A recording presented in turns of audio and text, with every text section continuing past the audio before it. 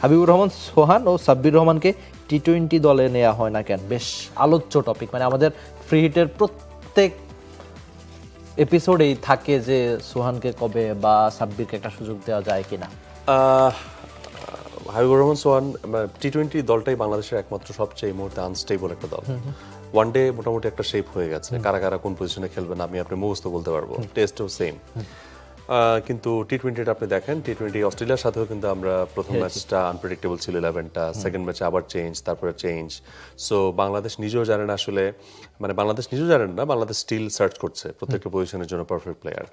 So Saif হাসানকে যেমন তানজিদ তামিমের সঙ্গে সঙ্গী করা হলো, সেখানেও এই মুহূর্তে একটা প্রশ্ন তৈরি হচ্ছে সাইফ হাসানকে নিয়ে। যদি তিনি ওয়ান ডেতে একটু বেশি খারাপ করেছেন, টি-20 কম্পারেটিভলি বেটার খেলেন, বাট তারপরও সেখানে কিন্তু একটা জায়গা মানে একটু নড়বড়ে আছে। 6, 7, 8 এই জায়গাটা বাংলাদেশের এখনো বেশি, মানে খুব বেশি নড়বড়ে। স্পেশালি প্রত্যেকটা ম্যাচে আমরা হয়তো এই জায়গাটাতে এক্সপেরিমেন্ট হতে দেখি। এখন এখানে আগে একটা সময় সাইফুদ্দিন তিনি সার্ভিস দিয়েছেন, তার ইনজুরির কারণে তিনি সেখান থেকে ছিটকে গেলেন। শাহিম পাটোয়ারি আসলেন, তিনিও আনস্টেবল, তিনি একবার ভালো খেলেন তো আর অনেকদিন আবার ভালো খেলেন না। সাব্বির রহমান ছিলেন ওয়ান্স আপন এ টাইম, তিনিও এখানে থাকতে পারলেন না। তাই এখন আব্দুল গাফফার সাকলাইনকে আনা হয়েছে। সো দেখেন, মানে experiments are going on for number 6, এবং মাঝখানে আবার আফিফকেও কিন্তু ট্রাই করা হয়েছিল। সো ওভারঅল আফিফকে আমি এই রিসেন্ট যে ওডিআইতে ট্রাই করা হয়েছে এটা না, তার আগের কথা বলছি, প্রায় 2-3 বছর আগের কথা। সো এই স্পটগুলো স্টিল আন্ডার এক্সপেরিমেন্ট। সো বাংলাদেশের ইভেন আপনি দেখেন টি-20তে 3জন পেসারও কিন্তু সবসময় ফিক্স থাকেন না, ঘুরিয়ে ফিরিয়ে। হ্যাঁ, এখানেও কিন্তু একটা মোটামুটি একটা অ্যামালগামেট হয়। সো তারপর স্পিন অ্যাটাকে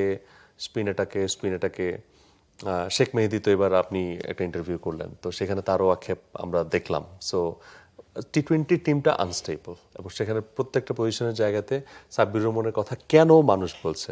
টেস্টে তো বলছে না সাব্বির রহমান, কেন ওয়ানডেতে তো বলছে না, টি-20তে বলছে কেন? কারণ দেখছে যে এখানে এই জায়গাগুলোতে আপস অ্যান্ড ডাউনস, কেউ আসছে যাচ্ছে।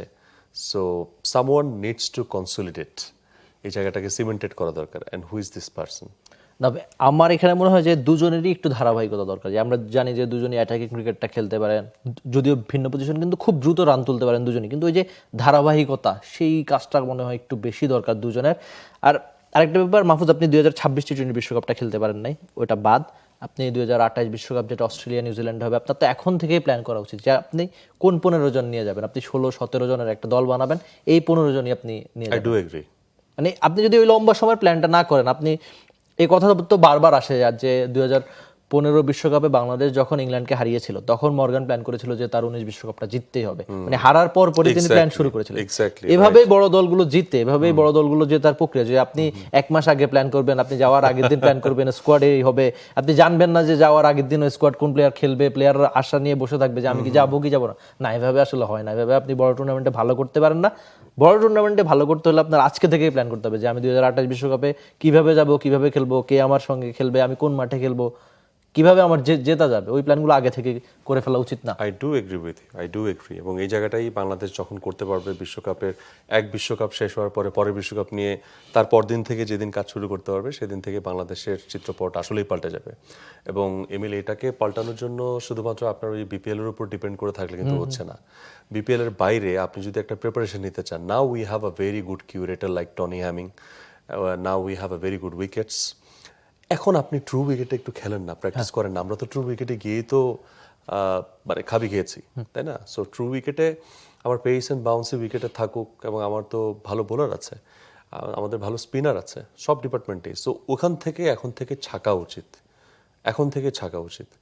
এবং এক্সট্রা টি-20 টুর্নামেন্ট দরকার, নট অনলি বিপিএল। এর বাইরে মেবি 2টা, বাট মিনিমাম একটা।